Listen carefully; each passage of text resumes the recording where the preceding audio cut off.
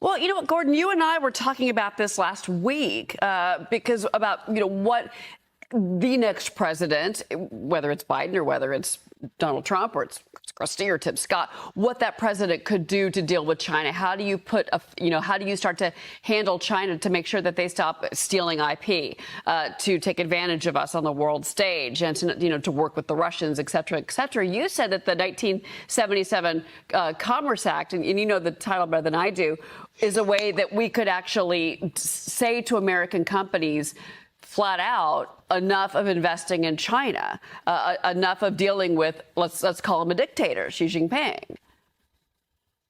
Yes. Well, it's the International Emergency Economic Powers Act of 1977 that gives the President of the United States enormous executive power to sever relations with China, which is what we need to do, because that's the only thing that is going to get China's attention.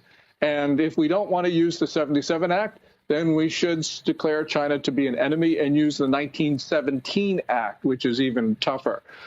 Really, what we've got here, though, is a failure of political will in the United States. The Chinese continue a course of action, which is not only intellectual property theft, but predatory trade actions, violating their trade obligations to the United States. And, here we have Jake Sullivan just say, oh, well, maybe we'll prosecute some individuals who will never see the inside of a federal court.